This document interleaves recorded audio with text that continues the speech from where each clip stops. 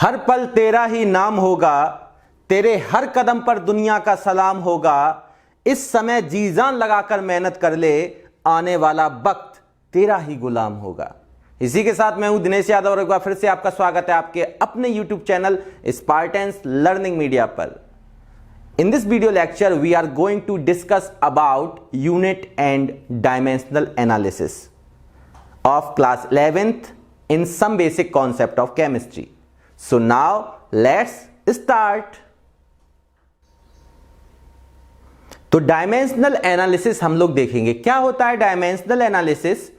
Any calculation which involves the use of dimensions of different physical quantities is known as dimensional analysis.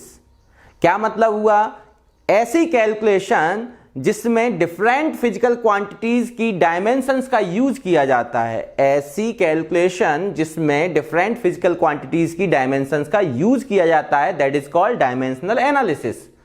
और ऐसा method, the method to convert the physical quantity to given in a unit to into the other unit, मतलब ऐसा method जिसमें किसी भी physical quantities की जो unit दी हुई होती है उसको किसी अनदर यूनिट में कन्वर्ट किया जाता है, तो ऐसे मेथड को हम लोग क्या बोलते हैं? यूनिट फैक्टर मेथड और factor level method. Factor level method and unit factor method. ऐसा मेथड जिसमें फिजिकल क्वांटिटी किसी एक टाइप की यूनिट में गिवन होगी और उसको अगर अनदर टाइप की यूनिट में कन्वर्ट कराना है तो इस मेथड का नाम होता है यूनिट फैक्टर मेथड या लेवल फैक्टर मेथड, या बोल सकते हैं फैक्टर लेवल मेथड। तो इनको ध्यान रखना, डायमेंशनल एनालिसिस आ जाए या फैक्टर लेवल मेथड आ जाए या यूनिट फैक्टर मेथड आ जाए तो आपको ध्यान रखना है। क्या एक बार फिर से बताइए, डायमेंशनल एनालिसिस क्या होता है? Any calculation which involves the use of dimension of different physical quantities is known as dimensional analysis. Clear? मतलब कि ऐसी कैलकुलेशन जिसमें हम लोग डिफरेंट फिजिकल क्वांटिटीज के डायमेंशंस का यूज करते हैं, और ऐसा मेथड जिसमें हम किसी फिजिकल क्वांटिटी के एक यूनिट को किसी दूसरी यूनिट में कन्वर्ट करते हैं। किसी दी हुई यूनिट को, किसी फिजिकल क्वांटिटीज की दी हुई यूनिट को अगर अनदर यूनिट में कन्वर्ट कराएंगे तो इस मेथड का नाम होता है यूनिट फैक्टर मेथड या फैक्टर लेवल मेथड। क्लियर है? अब कुछ चीजें हैं जो छोटी छोटी बातें आपको हम लोगों को ध्यान रखनी होती है। कौन सी? तो आप मेरे साथ लिखना स्टार्ट करिए। आप हेडिंग डालें एक नजर।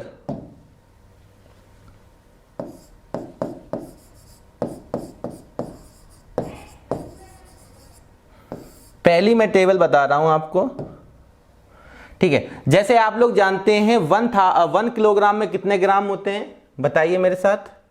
ये सब लोग जानते हैं 1 kg में कितना ग्राम होता है? 1000 ग्राम। क्लियर है? और अगर मैं बोलूं 1 ग्राम में कितने मिलीग्राम होते हैं, ये भी आप जानते हैं 1 ग्राम में कितने मिलीग्राम होते हैं। 1 ग्राम इक्वल 1000 मिलीग्राम। मास की यूनिट आप सभी जानते हैं। अगर मैं बोलूं 1 मैट्रिक टन में कितने किलोग्राम होते हैं, तो 100 मैट्रिक टन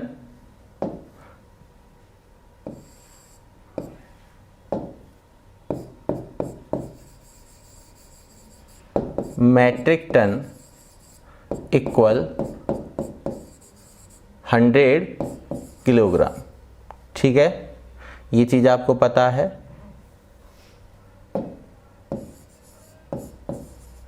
ये तो हुई मास की बात। 1 kg में 1000। अब यहां देखें 1 kg में 1000 ग्राम, 1 ग्राम में 1000 मिलीग्राम, और 1 मैट्रिक टन में कितना होगा आपका? 1000 किलोग्राम। सॉरी, यहां पे आप करेक्ट कर लें इसको, यहां पे लिखें 1000 किलोग्राम। 1000 किलोग्राम होता है 1 मैट्रिक टन में। हम लोग जनरली टन बोल देते हैं, ठीक है? वैसे मैट्रिक टन में क्या होता है? 1000 किलोग्राम। अब मैं बात कर लेता हूं अगर, और तो इसमें आपको बहुत सारी चीजें ध्यान रखनी है। जैसे मैं आपको बात करूं इसमें कि 1 पाउंड में कितने ग्राम होता है, तो वो भी ध्यान रखें। 1 पाउंड 1 पाउंड इक्वल कितना होता? 453.3 453.6। इतना आपका क्या होता है ग्राम। और 1 किलोग्राम में कितना पाउंड होता है, 1 किलोग्राम कितना पाउंड। एक चीज और ध्यान रखना, हम लोग जो पाउंड लिख रहे हैं ना, पाउंड को शॉर्ट में हम लोग LB से रिप्रेजेंट करते हैं। LB अगर कहीं लिखा मिल जाए स्मॉल l स्मॉल b तो दैट मींस पाउंड। ठीक है, पाउंड भी यूनिट किसकी होती है, इसको मेजर करते हैं जब हम लोग किसी भी मास वगैरह को मेजर करते हैं तो ग्राम किलोग्राम पाउंड किसी में मेजर कर सकते हैं। तो अब मैं बात कर रहा हूं 1 किलोग्राम में कितने पाउंड होते हैं, ये आपको ध्यान रखना है 2.205 2.205 LB का मतलब पाउंड। ठीक है, अब मैं अगर बात कर ले रहा हूं आपसे 1 लीटर में कितने ml होता है, आप लोग जानते हो 1 लीटर इक्वल कितना होता है 1000 ml। बोलो क्लियर है। अगर मैं कहूं कि 1 लीटर कितने 1 लीटर में इतना ml हो गया, अगर मैं कहूं 1 मील में कितना यार्ड होता है, माइल आपकी डिस्टेंस की यूनिट है। आप जानते हो लीटर में ये बता चुका हूं कि ml में आ जाए या डेसीमीटर में आ जाए या सेंटीमीटर क्यूब में आ जाए तो 1000 सेंटीमीटर क्यूब भी होता है, 1 डेसीमीटर क्यूब के इक्वल भी होता है। अगर मैं इसके आगे लिखना चाहूं तो ये 1 डेसीमीटर क्यूब भी लिख सकता हूं या 1000 सेंटीमीटर क्यूब भी लिख सकता हूं। ठीक है, और अब मैं बात कर रहा हूं 1 मील की, तो 1 माइल में कितना यार्ड होता है, आपको यह भी ध्यान होना चाहिए, आपके क्वेश्चंस में आ जाता है 1760 यार्ड। बाई डी का मतलब यहां पे क्या है, वाई डी का मतलब है यार्ड। वाई डी का मतलब क्या है, यार्ड। क्लियर। और हमें कौन कौन सी चीजें ध्यान रखनी, अगर 1 माइल में इतने यार्ड होते हैं तो 1 यार्ड में कितने फीट होते हैं ये भी पता होना चाहिए। तो 1 यार्ड इक्वल होता है 3 फीट। कितना होता है, 1 यार्ड इक्वल 3 फीट। ठीक है, और भी देखते हैं हम लोग धीमे धीमे। तो यहां पे देखें,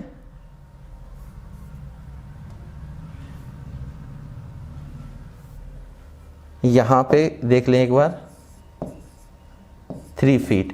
अब आपसे कोई पूछ सकता है, आपसे कोई पूछ सकता है, क्या पूछ सकता है कि फीट में कितने इंच होते हैं, 1 फीट में कितने इंच होते हैं। तो यह भी आपको पता होना चाहिए कि 1 जो फीट होता है, ठीक है, उसमें 2.54 इंच होता है, इंचेस। ठीक है, यह आपको ध्यान रखना है। अब एक चीज और ध्यान रखना, 1 कैरेट में कितने ग्रेन्स होते हैं, ग्रेन्स। ठीक है, तो 1 कैरेट में आप यहां पे लिख सकते हैं 1 कैरेट, इसमें 3.168 ग्रेन होते हैं। ये चीज आपको ध्यान रखनी है।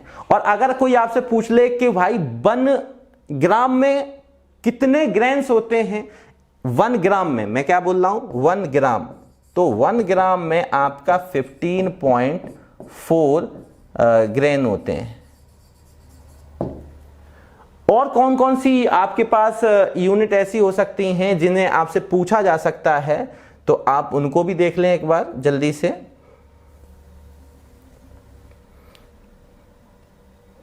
अगर मैं आपसे कहूं और आप किस किस को ध्यान रख सकते हैं, तो आपको एक चीज और पता होनी चाहिए। अगर मैंने यहां बोला था 1 यार्ड में कितने फीट होते हैं, 3 फीट। फिर मैंने बोला 1 फीट में कितने इंचेस होते हैं, 2.54 इंचेस। अगर अब मैं आपसे पूछूं 1 यार्ड में 3 फीट होते हैं, तो 1 यार्ड में कितने इंचेस होते हैं, यह भी हो सकता है। तो आपको यह भी ध्यान रखना है कि 1 यार्ड जो होता है वो 36 इंचेस के बराबर होता है।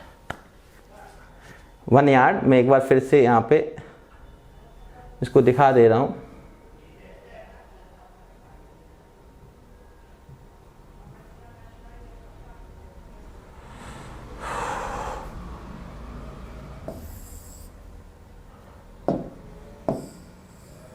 आप एक बार देख लें जल्दी से।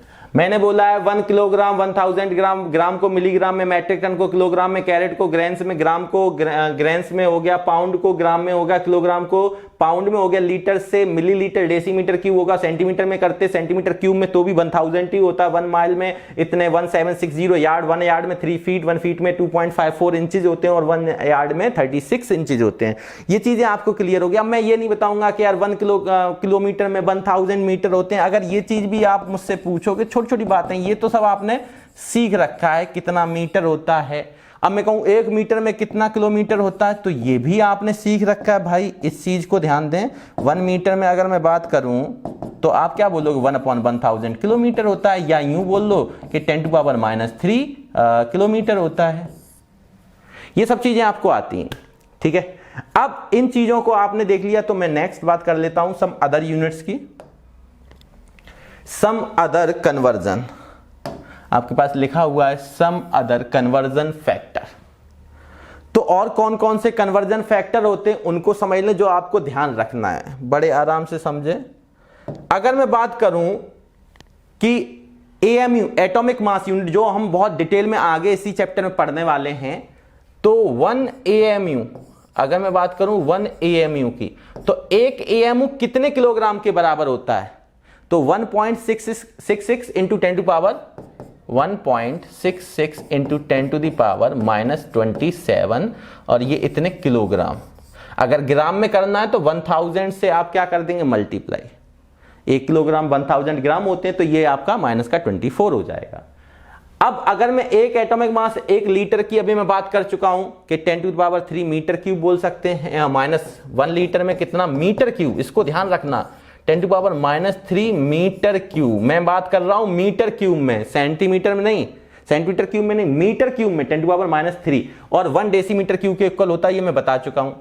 अब मैं बात कर ले रहा हूं छोटी छोटी और कि 1 ATM एटमॉस्फेरिक प्रेशर, आपने सुन रखा प्रेशर की यूनिट होती है ATM, तो कितने mm होता है इसमें, 760 mm, या मैं यूं बोलूं कि 760 टोर।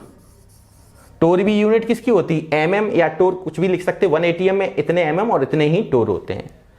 और कौन कौन सी यूनिट हो सकती हैं, एक आपने पढ़ रखा होगा न्यूटन पर मीटर स्क्वायर भी होती है। तो देखें 1 ATM इक्वल कितना न्यूटन पर मीटर स्क्वायर होता है, 101,325 न्यूटन पर मीटर स्क्वायर। और एक चीज ध्यान रखना यहां पे कि न्यूटन पर मीटर स्क्वायर कोई हम लोग पास्कल भी बोलते हैं, क्या बोलते हैं, पास्कल। तो इसी चीज को हम ऐसे भी लिख सकते हैं 101,325 इतना पास्कल। पीए का मतलब मैंने क्या बताया, पीए का मतलब है पास्कल। क्लियर, प्रेशर की यूनिट होती है, ठीक है, ये प्रेशर की यूनिट है आपकी। और भी आपसे कोई पूछ सकता है और किस में कन्वर्ट कर सकते हैं हम इसको, डाइन पर सेंटीमीटर में कर सकते हैं। ये सब आपकी ये यूनिट्स 5th चैप्टर में यूज होने वाली हैं, जिसमें हम लोग गैसीय स्टेट को पढ़ेंगे, तो वहां न्यूमेरिकल्स में यूज होती हैं, ठीक है। जैसे मैं आपसे कहूं और कौन कौन सी वैल्यू हो सकती हैं, अगर मैं डाइन पर सेंटीमीटर में इसी को बोलूं, तो डाइन पर सेंटीमीटर में होता है 1.01325 इंटू 10⁶, इतना क्या हो जाएगा, ये डाइन। आपने पढ़ रखा है डाइन यूनिट का नाम है डाइन्स पर सेंटीमीटर स्क्वायर, ठीक है। अगर मैं CGS में लेके चलता हूं तो ये आपकी यूनिट होती है इतनी, ठीक है। अगर आप यहां से देखें 10⁶ है, अगर आप 10⁶ का मल्टीप्लाई करेंगे तो 1 2 3 4 5, मतलब कि यहां पे एक 0 और आ जाएगा, मतलब सिंपल सी वैल्यू है, ठीक है। आपको ध्यान रख सकते हैं आप इसको। तो 1 ATM mm के इक्वल, टोर के इक्वल, न्यूटन पर मीटर स्क्वायर को हम पास्कल भी बोलते हैं, और डाइन पर सेंटीमीटर स्क्वायर भी हो गया। एक यूनिट और होती है बार, आपने सुनी है, प्रेशर की यूनिट क्या होती है, एक बार। तो 1 बार इक्वल, आपको पता है कितना न्यूटन पर मीटर स्क्वायर होता है, 10⁵ न्यूटन पर मीटर स्क्वायर बोल दो या पास्कल बोल दो, एक ही चीज है, 10⁵ पास्कल। और एक चीज बताओ मेरे को, 1 टोर में कितना न्यूटन पर मीटर स्क्वायर या पास्कल हो सकता है, इसको ध्यान रखना। मैं बात कर रहा हूं 1 टोर की, 1 टोर बोल दो या टोर को ही मैंने mm भी बोला था, देखो दोनों की वैल्यू सेम है, तो mm। इसमें कितनी वैल्यू होती है आपकी, मैं बात कर रहा हूं न्यूटन पर मीटर स्क्वायर और पास्कल की, तो 133.32 इतना न्यूटन पर मीटर स्क्वायर बोल दो, या इसी को हम लोग इतना पास्कल बोल दें। क्लियर हुआ, बोलिए। अब मैं इसको थोड़ा सा और बताना चाहूंगा कि यहां पे हमारे पास और क्या क्या हो सकता है। आपने सुन रखा है 1 अर्ग में कितने जूल होते हैं, 1 अर्ग में कितने जूल होते हैं,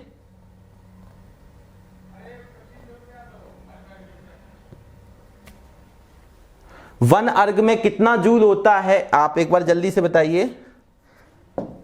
1 अर्ग, आपने एनर्जी की यूनिट सुन रखी है, जूल, अर्ग, कैलोरी, ठीक है। और 1 अर्ग में 10⁻⁻7 जूल होता है, क्लियर।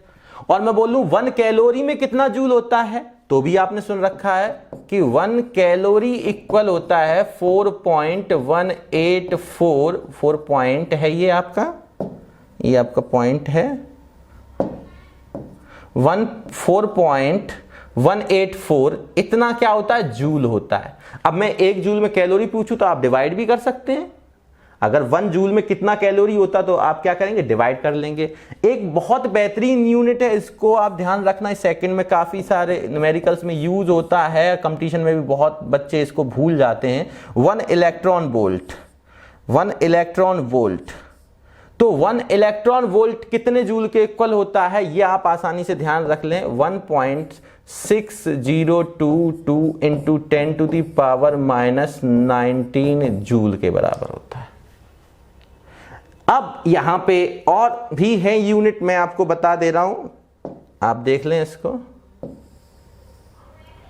कि अगर मैं बात करूं 1 एंगस्ट्रॉम की, अगर मैं बात करूं किसकी, मैं बात करूं 1 एंगस्ट्रॉम, तो 1 एंगस्ट्रॉम किसके इक्वल होता है, 10⁻10 मीटर। और अपने को पता है कि 1 मीटर इक्वल 100 क्या होता है, 100 सेंटीमीटर। तो अगर इसको सेंटीमीटर में कन्वर्ट करना है तो इसमें 100 का मल्टीप्लाई कर देंगे तो ये 10⁻⁸ सेंटीमीटर हो जाएगा, ठीक है। और अगर मैं बात करूं यहां पे, अगर मैं बात कर लूं यहां पे कि 1 पिकोमीटर में कितना मीटर होता है, 10⁻12 मीटर होता है। और 100 का मल्टीप्लाई कर दोगे तो ये 100 का मल्टीप्लाई करने पे सेंटीमीटर में कन्वर्ट हो जाएगा। अगर मैं 1 नैनोमीटर की बात करूं तो 10⁻9 मीटर होता है और 10⁻7 सेंटीमीटर। सेंटीमीटर में कन्वर्ट करने के लिए केवल 100 का मल्टीप्लाई कर रहे, तो -9 प्लस का 2 क्या हो जाएगा, -7, ठीक है। और अगर मैं बात करूं माइक्रोमीटर की, तो इसमें 10⁻⁻ कितना होता है, -6 मीटर और -4 सेंटीमीटर। ये सब चीजें आप ध्यान रखिएगा, एक बार जल्दी से देख लें।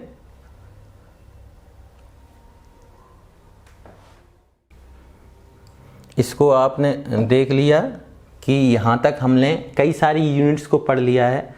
आपको मैं बता दूं, इन यूनिट्स को आपको लर्न करने की कतई ज़रूरत नहीं है। आपको ये यूनिट जैसे जैसे आप क्वेश्चंस में अप्लाई करेंगे, छोटी क्लास में जब हम लोग होते हैं तो कई सारे फॉर्मूले हम लोगों को तब कठिन लगते थे, टिपिकल हो जाते थे हमारे लिए। पर क्या होता था कि जैसे जैसे हम एक्सरसाइज के क्वेश्चंस को हम लोग उस उन फॉर्मूलों को अप्लाई करते थे क्वेश्चंस में, तो वो फॉर्मूले अपने आप हमें ध्यान हो जाते हैं। तो इसी तरीके से ये भी कन्वर्जन ऐसे होते हैं, जब आप कुछ क्वेश्चंस में इनको अप्लाई करेंगे तो ये आपने स्वतः ही आपको ध्यान में रहने लगेंगे। इसको रटने की कोई ज़रूरत नहीं है। ज़्यादा से ज़्यादा इनके ऊपर इनको क्वेश्चंस में अप्लाई करने की कोशिश करें, ठीक है। चलिए मैं इन पे डिपेंडेंट कुछ क्वेश्चंस भी बताता हूं कि कैसे आपको क्वेश्चंस आते हैं। पर उससे पहले मैं आपको एक चीज और बता दूं कि जैसे मान लो मेरे पास, सपोज करो मेरे पास, मैं आपको जो बात बता रहा हूं उसको समझने की कोशिश करना एक बार बहुत गहराई से। अभी मैंने आपको बोला था कि 1 किलोग्राम में कितना पाउंड होता है। सपोज करो अगर मैं बात करूं, मैं 1 किलोग्राम में कितना पाउंड, तो 1 केजी में हम लोगों के पास कितना पाउंड होता है बताइए, 2.205 पाउंड होता है। अब हम लोग होता क्या, अगर मैं कहूं कि 2 केजी में कितना पाउंड होगा, तो आप क्या करेंगे, 2 केजी में 2 इंटू कर देंगे। अगर मैं पूछूं कि 1 पाउंड में कितना किलोग्राम होता है, तो आप इसको डिवाइड कर देंगे। आपने यूनिटरी मेथड आपने सीख रखा है, यूनिटरी मेथड आपने सीख रखा है। उस यूनिटरी मेथड का एक रियल मीन आप समझ के देखो। यूनिट का मतलब होता है 1, यूनिटरी हम लोग 1 को लेके चलते हैं। तो दोनों में अगर 1 की वैल्यू निकाली जाए, अगर यहाँ पे 1 रखा जाए तो इसका मतलब है यहाँ पे अगर कुछ भी ना हो तब भी हम लोग यहाँ पे क्या करेंगे, अगर मैं 1 का मल्टीप्लाई इधर कर लूँ, 1 का मल्टीप्लाई इधर कर दूँ, कुछ अंतर आएगा ये तो सब लोग जानते हैं। अगर मैं 1 की वैल्यू यहां से निकालना चाहूं तो 2.205 पाउंड अपॉन मैं क्या लिख सकता हूं, 1 kg लिख सकता हूं। और इसी तरीके से अगर मैं चाहूं 1 की वैल्यू ये भी तो हो सकती है, आप देखें यहां पे क्या और हो सकती है। अब मैं 1 kg के अपॉन में अगर इसको लेके आना चाहूं तो भी कुछ गलत नहीं है, बोले। इन दोनों को देखें, इस पूरे से इससे हमने आसानी से ये चीजें हमने दो फॉर्म बनाई। 1 की वैल्यू यहां से निकालोगे 1 kg अपॉन में ले जाओगे, 1 की वैल्यू यहां से निकालोगे वो इतना पाउंड नीचे ले जाओगे। तो मेरा रियल मतलब जो कहने का है वो समझें। मैं ये कहना चाहता हूं कि अगर अब वो आपसे कहे कि मुझे 2 kg में कितने पाउंड होंगे, तो इसका मतलब मुझे पाउंड रखना है, मुझे किलोग्राम हटाना है। तो किलोग्राम हटाने के लिए 2 kg में कितने पाउंड होंगे, इसका मतलब 2 का मल्टीप्लाई आप यहां करते थे, तो आप 2 kg में बात कर रहे हैं, तो 2 kg का अगर मल्टीप्लाई आप यहां कर देंगे तो सिंपल सा चीज है कि ये यहां से ये कैंसिल हो जाएगा और आने वाला आंसर किस में आएगा, पाउंड में। अगर मैं कहूं कि 2 पाउंड में कितना kg होगा, तो 2 पाउंड में kg करने के लिए हमें पाउंड को कैंसिल आउट करना होगा। तो ध्यान रखना कि जिसमें आप कन्वर्ट करना चाहते हो, जो यूनिट आप लाना चाहते हो, उसको हमेशा न्यूमरेटर में लेके चलना है, और जिसको आप हटाना चाहते हो उसको आप डिनोमिनेटर में लेके चलेंगे। कैसे हम लोग इसको करते हैं वो आप इसको ध्यान दें। चलिए देखते हैं, कुछ प्रैक्टिस करते हैं कुछ क्वेश्चंस की। आपके सामने क्वेश्चन आ चुके हैं। क्या आ चुका है कि conversion of mass from pounds to kilogram, आपको या तो पाउंड से किलोग्राम में कन्वर्ट करना है, या रिवर्स बोल सकते हैं कि किलोग्राम से पाउंड में भी पूछ सकता है, ठीक है। तो जैसे मैंने पहला क्वेश्चन आपके सामने लिखा हुआ, अगर इस क्वेश्चन को सॉल्व करने की मैं बात करूं तो मेरे भाई आपको गिवन क्या है, मास ऑफ स्टोन, पत्थर का जो मास दिया है वो कितना दिया, 200 pounds. What will be its mass in kilogram, मतलब किसी भी स्टोन का मास अगर 200 पाउंड है तो उसका मास हमें किस में बताना होगा, किलोग्राम में। तो किलोग्राम में अगर आपको मास बताना है तो सिंपल सी बात है, अभी मैं आपको बता चुका हूं, मास ऑफ स्टोन आप कैसे लिख सकते हैं, मुझे यहां से क्या कैंसिल करना है, पाउंड को कैंसिल करना है। और सिंस वी नो दैट हम यहां से लिख सकते हैं, सिंस वी नो दैट, अभी मैंने आपको बताया था, since we know that relation आपको पक्का पता होना चाहिए। और कुछ क्वेश्चंस में आप जब प्रैक्टिस करेंगे तो आपको खुद ही पता चल जाएगा, 2.205 इतना पाउंड होता है। अब आपको अगर पाउंड को कैंसिल करना है तो पाउंड को अपॉन में लाएंगे, और किलोग्राम को कैंसिल करना है तो किलोग्राम को ले जाएंगे, तो वो 1 की वैल्यू आ जाएगी।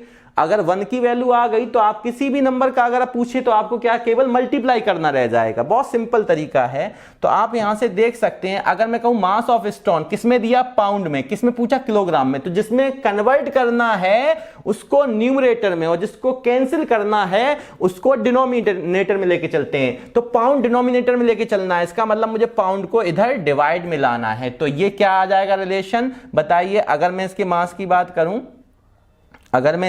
की बात करूं, तो यहां से देख लें एक बार कितना आने वाला है, 1 kg को न्यूमरेटर में, क्योंकि kg में निकालना है, अपॉन में डिनोमिनेटर कितना, 2.205 इतने पाउंड।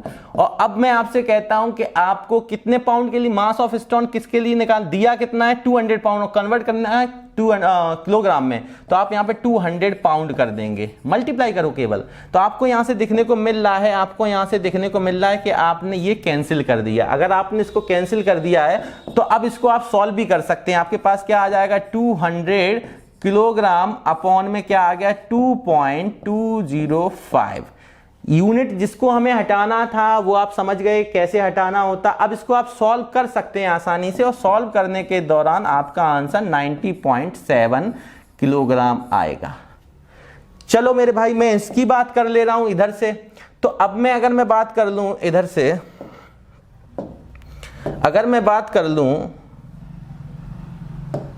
तो आप देखें यहां से, अगर मैं बात कर लूं यहां पे, तो अब मुझे क्या कह रहा है कि अगर मास स्टोन का कितना है, 90.7, देखो उल्टा बोल दिया, अब किलोग्राम में दे दिया है और पाउंड में पूछ लिया है। तो अब मुझे बताओ, किलोग्राम को कैंसिल करना है, पाउंड को रखना है, तो पाउंड वाली चीज कहां, न्यूमरेटर में, और किलोग्राम वाली चीज कहां, डिनोमिनेटर में। तो यहां से हम क्या लिखेंगे, नाउ मास ऑफ स्टोन मास, तो मास ऑफ स्टोन क्या आएगा मेरे भाई, आप बताइए। अब मुझे क्या करना है, कैंसिल किसको करना है, किलोग्राम को, तो इसका मतलब किलोग्राम डिनोमिनेटर में लेके जाना, 2.205 पाउंड अपॉन 1 kg। कितना किलोग्राम दिया है, 90.7 kg। क्या करना होगा हमें, यहां से इसको केजी से केजी को कैंसिल किया। अभी तो मैंने किया था, अगर किलोग्राम में दे दिया 90.7 सेम दिया हुआ है, सेम ये, तो अपने को आंसर पता है कि 200 पाउंड ही आना है। तो कैलकुलेशन वैसे आप करके देखेंगे तो ये कितना आ जाएगा, 200 पाउंड। पाउंड को आप पूरा भी लिख सकते हैं इतना पाउंड्स, या आप इसको शॉर्ट में LB भी लिख सकते हैं। तो यहां से मेरा समझाने का मतलब क्या था कि अगर किसी रिलेशन को आप जानते हैं कि 1 केजी में इतने पाउंड होते हैं, और अब आपको केजी में कन्वर्ट करना है और पाउंड में वैल्यू दी है, तो पाउंड को आपको कैंसिल करना होगा, केजी को आपको रखना होगा। तो जिसको बनाए रखना है उसको न्यूमरेटर में लेके चलो और अपॉन वाला डिनोमिनेटर में कर लो, जिसको कैंसिल करना है, और सीधा मल्टीप्लाई कर दो। सिंपल तरीका है, बहुत बेहतरीन तरीका है। चलिए और क्वेश्चंस के थ्रू इनको सीखते हैं हम। हमारे पास आया है नेक्स्ट क्वेश्चन में, कह रहा है कन्वर्जन ऑफ किलोमीटर्स और मीटर्स टू इंचेस। काफी बेहतरीन क्वेश्चन है, आप इसको समझ लें। यहां पे देखें, सबसे पहली बात तो यह है कि मेरे पास इंचेस, मीटर और इनमें मेरे को रिलेशन पता होना चाहिए। तो यहां पे पहला क्वेश्चन कह रहा है how many inches are there in 3 kilometres. 3 kilometres को आपको, यहां पे 3 किलोमीटर को आपको इंचेस में कन्वर्ट कराना है। तो सबसे पहले आपको कुछ चीजें पता होनी चाहिए। क्या, वी नो दैट, मैं साथ में इसलिए लिख रहा हूं क्योंकि आप पीछे अपनी कॉपी पे नोट्स बना रहे होंगे तो आपके पास पेज पलटने के लिए है। ठीक है, आपको मैं बता चुका था। अगर मैं आपसे कहूं 1 किलोमीटर में कितना मीटर होता है, छोटी छोटी बात है, किलोमीटर में कन्वर्ट करना तो किलोमीटर से ही स्टार्ट करते हैं। किलोमीटर में कितना मीटर होता है, तो आप बोलोगे 1000 मीटर होता है। मैं कहूंगा चलिए बहुत अच्छे, 1000 मीटर हो गया। अब मैं आपसे कहूं कि 1 मीटर में कितना यार्ड होता है, तो 1 मीटर में कितना यार्ड होता है, 1.9036 होता है, पर मैं यहां पे 4 लेके चल रहा हूं, इतना यार्ड। अगर मैं आपसे कहूं 1 यार्ड में कितना इंच होता है, तो इसको ध्यान रखें, मैं आपको बता के आया था 1 यार्ड में 36 इंच होता है, इंचेस होता है। अगर मैं आपसे कहूं कि 1 इंच में कितना मीटर होता है, तो आप यहां से बोल सकते हैं कि 2.54 सेंटीमीटर होता है, सॉरी सेंटीमीटर, इंच में कितना सेंटीमीटर होता है, इतना। अब मुझे अगर ये वैल्यूज पता क्यों है, क्योंकि मैं इनको कई सारे क्वेश्चंस में अप्लाई कर चुका हूं। तो आपको पहले तो टेबल को ध्यान देना है, और टेबल को देख देख के पहले तो आप उनको कन्वर्जन जो है उनको ध्यान रटना नहीं है, केवल आपको ध्यान दे अपने सामने रखना है, और उस पर डिपेंडेंट क्वेश्चन अपने मन से बनाओ कि मुझे फीट से इंचेस में कन्वर्ट करना है, या इंच को फीट में लाना है, मीटर से सेंटीमीटर में ले जाना है, सेंटीमीटर से डेसीमीटर, मतलब कि आप खुद से ही क्वेश्चन बनाओ और कई सारे रफ पे प्रैक्टिस करो। और तब आप क्या करेंगे, शुरुआत में देख के करें कन्वर्जन को, फिर एक समय ऐसा आएगा आपके दिमाग में वैल्यू सेट हो जाएंगी, फिर आप उसको बिना देखे भी कर सकते हैं। इसमें रटने की कोई जरूरत नहीं है आपको। चलिए मैं इस क्वेश्चन को बता रहा हूं, मैं क्यों ये सब चीजें बता रहा था आपको। अगर मैं इसकी बात करूं तो यहां पे ध्यान दें, यहां पे ध्यान दें कि अगर मैं यहां पे थोड़ा सा ध्यान दें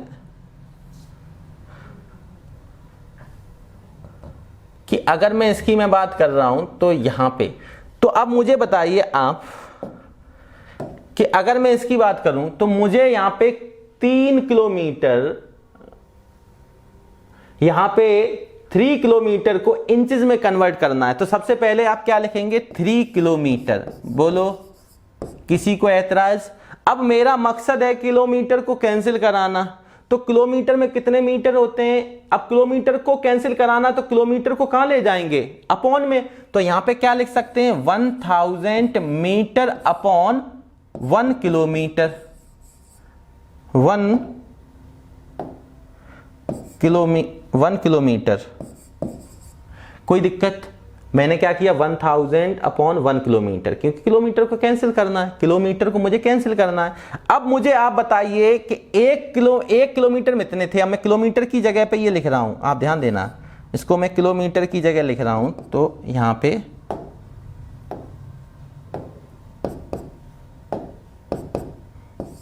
3 इंटू, तो 1 किलोमीटर को अगर मुझे 1 की वैल्यू लिखनी है तो मैंने 1 किलोमीटर घर ले गया, मतलब यहां से 1 को निकालना है तो आप किलोमीटर को ले जाएं। क्यों ले जाएं? क्योंकि मुझे किलोमीटर को कैंसिल करना है, सिंपल। अब मुझे बताइए, अगर मैं इस किलोमीटर को, अगर मैं यहां पे किलोमीटर को एक बार जल्दी से फिर से देखें, थोड़ा सा मैं वापस से बताना चाहूंगा। यहां पे मैंने क्या बताया, ये मेरे पास है 3 किलोमीटर और इसको कन्वर्ट करना है इंच में, इतना समझ रहे हैं आप, मुझे इंचेस में कन्वर्ट करना। तो मैंने क्या लिया, 3 किलोमीटर। अब किलोमीटर को मुझे कैंसिल कराना है तो किलोमीटर वाली चीज को मैं अपॉन में ले आया, तो 1000 मीटर अपॉन कितना आ जाएगा, 1 किलोमीटर। अब ध्यान दें, मुझे मीटर को भी कैंसिल कराना, मुझे इंच तक पहुंचना है, तो मीटर को कैंसिल कराने के लिए इस मीटर को ले आएंगे इसके अपॉन में, तो ये कितना आ जाएगा, 1.904 यार्ड अपॉन कितना हो जाएगा आपके पास, 1 मीटर। अब मेरा मकसद क्या होगा कि मैं इस यार्ड को भी कैंसिल कराऊं, तो यार्ड को कैंसिल कराने के लिए यार्ड को अपॉन में लेके आना पड़ेगा, 36 इंचेस अपॉन में क्या आ जाएगा, 1 यार्ड। और अब मेरा मकसद है कि मैं इंच को तो नहीं कैंसिल कराना भाई, सॉरी, मुझे इंच में ही रखना है ना, इंच में ही निकालना है। अगर मुझे सेंटीमीटर में निकालना होता तो मैं फिर 1 इंच को भी अपॉन में लाके यहां पे मल्टीप्लाई करा देता, पर अपने को तो इंच तक निकालना है। और यहां से आप देखें, यहां से अगर आप देखेंगे तो यहां पे देखें, यार्ड से यार्ड कैंसिल, मीटर से मीटर कैंसिल, किलोमीटर से किलोमीटर कैंसिल। अपने पास फाइनली बचा क्या, 3 इंटू 1000 इंटू 1.904, 1 पॉइंट है ये, इंटू 36 और ओवरऑल लास्ट में क्या बचा, इंचेज। तो आप इनको आप जल्दी से सॉल्व कर लें और इसको देखें कितना आएगा आपके पास, जल्दी से आप सॉल्व करें। इसको आप 2 के अप्रोक्सीमेट भी रख सकते हैं, 3000 इंटू 2 कर देंगे, 6000 इंटू 36 कर देंगे। देखें अप्रोक्सीमेशन में आपका क्या फाइनली आंसर आ रहा है, मेरे को जल्दी से बताइए आप। मैंने क्या बोला, 3000, ये 2 भी ले सकते हैं, ये 36 भी ले सकते हैं यहां पे। तो यहां पे हमें ध्यान देना है कि हमारे पास फाइनली आंसर क्या आना है, तो ये something 1.18 into 10 to the power 5, 10 to 5 का मतलब आप समझ गए होंगे, मैं अप्रोक्सीमेशन में लेके चल रहा हूं। तो इतना इंचेस आपके पास आ रहा होगा, आप लोग कैलकुलेशन करें और देखें कि आपका आंसर इतना आ रहा है कि नहीं आ रहा है। मैं जल्दी से नेक्स्ट क्वेश्चन की मैं बात कर लेता हूं। नेक्स्ट क्वेश्चन को आप लोग देखें, यहां पे नेक्स्ट क्वेश्चन को देखें, तो यहां पे हमारे पास क्वेश्चन है, a piece of metal in 3 inches, what is length in centimetre. अब मुझे जो दिया हुआ है वो क्या दिया हुआ, मेटल का एक पीस है, टुकड़ा है, जिसकी लेंथ कितनी है, 3 इंच। तो आपको बताना है लेंथ उसकी सेंटीमीटर में कितनी होगी। तो इसको भी बड़ा आसानी से आप सॉल्व कर सकते हैं। कैसे सॉल्व कर सकते हैं, क्योंकि इंच और सेंटीमीटर का रिलेशन देखो ये रखा हुआ है अपने पास। 1 इंच में कितना होता है, वी नो दैट, हम लोग जानते हैं 1 इंच में कितना होता है, we know that 1 inch equal होता है 2.54 सेंटीमीटर। अगर मुझे पूछा जाए किस इंच में दिया है, सेंटीमीटर में पूछा है, सेंटीमीटर को जिंदा रखना मतलब सेंटीमीटर को न्यूमरेटर में रखना, तो इंच को अपॉन में ले जाओगे और मल्टीप्लाई कर दो 3 का। अगर मुझसे उल्टा बोलता कि सेंटीमीटर में गिवन है, इंच में पूछा है, तो सेंटीमीटर में गिवन होता, इंच में पूछता, तो इंच वाले को जिंदा रखने के लिए सेंटीमीटर को यहां से ला सकते हैं। मैं क्या बोल रहा हूं, आप मेरी बात समझ चुके होंगे, मैं जो बात करना चाहता हूं। अगर मैं 1 की वैल्यू लिखना चाहूं तो यहां से हम लोग क्या लिख सकते हैं, यहां से ऐसे भी लिख सकते हैं 2.54 और यहां पे 1 इंच, और ये कितना सेंटीमीटर। या मैं इसको ऐसे भी लिख सकता हूं, कैसे लिख सकता हूं, यहां पे 1 इंच अपॉन में क्या लिख सकता हूं, 2.54 सेंटीमीटर। ये ध्यान रखें। अब मुझे आप खुद बताइए, इन दोनों में से, इसमें और इसमें से कौन सा फॉर्मूला हमें यूज कर लेना है। आप जल्दी से देख के बताएं कौन सा फॉर्मूला यूज करना है, क्योंकि मुझे यहां से इंच को रिमूव कराना है, सेंटीमीटर को रखना है। तो सेंटीमीटर में न्यूमरेटर में होना चाहिए और इंच डिनोमिनेटर में होना चाहिए। तो इंच डिनोमिनेटर में कहां है, यहां है। इसलिए हमारे पास जो फाइनल आंसर आएगा, लेंथ ऑफ जो मेटल पीस है उसकी लेंथ कितनी है, the length of metal piece कितना, 3 इंच। तो लेंथ आपको बतानी सेंटीमीटर में, तो फाइनली आंसर क्या होगा, 3 इंच गिवन है हमें, इंच को हमें कैंसिल करना है। तो the length of metal piece equal 3 inch. अब इंच को कैंसिल करने के लिए फॉर्मूला अप्लाई कराना है, 2.54 अपॉन क्या आ जाएगा 2.54, यहां पे देख लें एक बार, 3 इंच इंटू क्या आ जाएगा 2.54 सेंटीमीटर अपॉन 1 इंच। तो यहां से अपने को क्या करना है, इसको कैंसिल करा देना है, इंच से इंच कैंसिल हुआ, कितना बचा फाइनली 3 इंटू 2.54 सेंटीमीटर। और इसको आप मल्टीप्लाई करके जल्दी से बताइए क्या फाइनली आंसर आने वाला है। मल्टीप्लाई कर लीजिए, समथिंग 7.62 सेंटीमीटर के समथिंग आएगा। एक बार देख लें आप। उम्मीद है कि जो मैं बताना चाह रहा हूं, जिस ढंग से बताना चाह रहा हूं, वो आप तरीका सीखें और उसको क्वेश्चंस में अप्लाई करें। जैसे जैसे आप प्रैक्टिस करेंगे क्वेश्चंस की, वैसे वैसे आपको क्वेश्चंस मजबूती से डायमेंशनल एनालिसिस या यूनिट्स कन्वर्जन वाले आ जाएंगे। तो अब मैं एक और क्वेश्चंस को देख लेता हूं। चलिए, क्वेश्चन है मेरे सामने, कन्वर्ट 0.74 एंगस्ट्रॉम इनटू पिकोमीटर। तो मेरे भाई अभी मैंने आपको कई सारी चीजें बताई, जल्दी से देखें। क्या वी नो दैट, हम लोग क्या जानते हैं, एक बार जल्दी से देखें। वी नो दैट, मुझे बताएं 1 एंगस्ट्रॉम में कितना मीटर, बोले 10⁻⁻10 मीटर, मीटर में करना सेंटीमीटर में नहीं। और 1 पिकोमीटर में कितना मीटर, 10⁻12 मीटर। बोलो कोई समस्या किसी को भी। अब यहां पे अगर मैं बात करूं तो ये छोटा सा क्वेश्चन है और आप इसको आसानी से कर सकते हैं, ठीक है। तो यहां पे देखें आप एक बार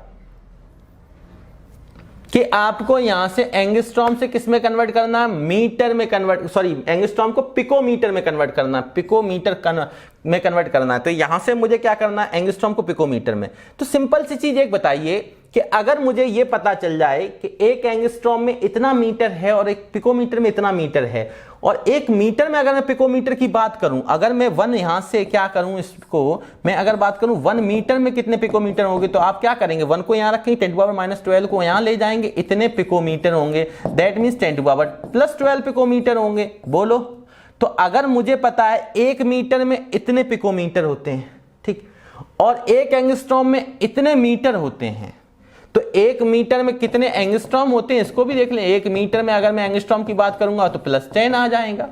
तो अगर 1 मीटर में इतने एंगस्ट्रॉम और 1 मीटर में इतने पिकोमीटर होते हैं, तो इसका LHS अगर इक्वल है तो हम लोग क्या कर सकते हैं, यहां से और इस वैल्यू को देखें, यहां से इनको हम इक्वल कर सकते हैं। अगर इक्वल कर सकते हैं तो यहां पे देखें हमारे पास क्या आ जाएगा, 10⁻+10 एंगस्ट्रॉम इक्वल आ जाएगा 10⁻+12 पिकोमीटर। और मैं बात कर रहा हूं 0.74 एंगस्ट्रॉम की। तो इसका मतलब मुझे ये है कि यहां पे मुझे एंगस्ट्रॉम से पिकोमीटर में कन्वर्ट करना है, तो मुझे पिकोमीटर को रखना है, एंगस्ट्रॉम को कैंसिल करना है। तो मैं यहां से 1 की वैल्यू निकालूंगा, तो क्या करूंगा, 10⁻12 अपॉन 10⁻10, और ये यहां पे पिकोमीटर आएगा और यहां पे एंगस्ट्रॉम आएगा। इसको आप वैसे भी सॉल्व करेंगे तो यहां पे क्या आ जाएगा आपके पास, 10⁻2 पिकोमीटर अपॉन 1 एंगस्ट्रॉम। अब मुझे निकालना कितना है, 0.74 का। कितने का निकालना, 0.74 का। तो यहां से आप यहां पे देखें कि अगर मुझे 0.74 का निकालना है, अगर मुझे 0.74 देखना है, तो 0.74 का आप मल्टीप्लाई कर दें, तो अपने पास क्या आ जाएगा, 0.74 angstrom into 10⁻² picometre upon 1 angstrom. तो यहां से होने वाला क्या है, यहां से ये होने वाला है कि एंगस्ट्रॉम से एंगस्ट्रॉम कैंसिल हो जाएगा। फाइनली हमारे पास क्या आ जाएगा, 0.74 इंटू 10⁻² पिकोमीटर आ जाएगा। और यहां से मैं इसको लिख सकता हूं 74 पिकोमीटर। मैंने एक एक स्टेप खोला है, मैं डायरेक्ट नहीं किया। मैं चाहता तो इसका ओरली आंसर 74 में बोल सकता था। मुझे पता है कि आपका जो होता है वो एंगस्ट्रॉम और पिकोमीटर का ये रिलेशन अपने को पता है कि 1 एंगस्ट्रॉम में 10⁻² पिकोमीटर होती। कैसे, इसको और तरीके से भी देख सकते थे, इसको और तरीके से भी देख सकते थे। देखें,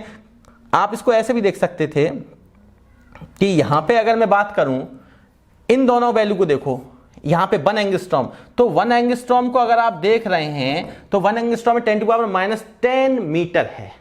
या यूं मैं बोलूं, आप एक चीज बताओ मेरे को, बड़ी आपको यहां से वैल्यू एक चीज देख लें, थोड़ा सा समझ लें। यहां से समझें कि अगर मैं आपसे बोलूं कि 1 पिकोमीटर में कितने मीटर, ये मैं दूसरा मेथड लेके चल रहा हूं, तो आप बोलोगे 10⁻⁻12 मीटर। सिंपल। अगर मैं कहूं कि भाई मेरे को ये बताओ कि यहां से अगर मैं 1 पिकोमीटर को ऐसे लिख सकता हूं 10⁻10 इंटू 10⁻2 मीटर, तो आप कहेंगे बिल्कुल लिख सकता हूं। फिर मैं आपसे कहूं, अगर मैं आपसे कहूं कि इतनी वैल्यू को 10⁻10 मीटर इंटू 10⁻2, तो आप मुझे बताइए क्या मैं इसको एंगस्ट्रॉम लिख सकता हूं? आप कहेंगे बिल्कुल लिख सकता हूं, लिख सकता हूं। तो मैंने कहा 1 पिकोमीटर किसके इक्वल आया? आप कहोगे 10⁻2 एंगस्ट्रॉम के इक्वल आया।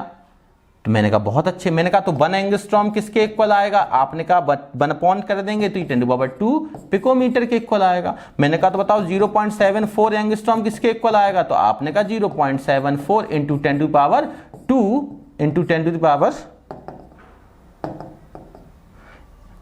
इंटू 10⁻2 पिकोमीटर के इक्वल आएगा। तो मैंने कहा इसका मल्टीप्लाई कर दो, आप कहोगे 74 पिकोमीटर आएगा। तो ये अपना क्या है? Second method. मैं आपको जिस तरीके से आपके दिमाग में आ जाए बात, पहले मेरे दिमाग में इस तरीके से आया तो मैंने इस तरीके से करना स्टार्ट कर दिया। अगर मैं इसको थोड़ा सा आप देख लें, हल्का सा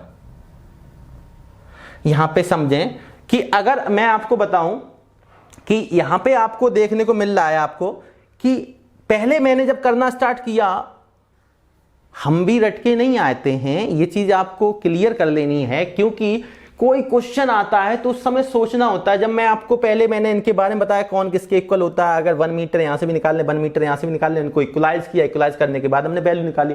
फिर दिमाग में आया क्यों ना पिकोमीटर के इतने मीटर होते हैं उसको एंगस्ट्रॉम में वहीं कन्वर्ट कर लिया जाए। तो आप चाहे इस मेथड से यूज करें, क्या इसको यूज करें, या अब क्वेश्चन लगाते लगाते आपको ध्यान आ जाए कि 1 एंगस्ट्रॉम 10⁻2 पिकोमीटर के इक्वल होता है, या 1 पिकोमीटर इतने एंगस्ट्रॉम के इक्वल होता है। तो आगे से आपको अगर वो पूछे कितने एंगस्ट्रॉम में कितने पिकोमीटर है, कितने पिकोमीटर में कितने, अब आपसे ये पूछ लिया जाए, सपोज करो मैं आपको बताऊं, सपोज करो कि यहां पे मुझसे ये कह दे कि ये मुझे दिया कोई भी नैनोमीटर में दिया, 1 नैनोमीटर में कितना मीटर होता है?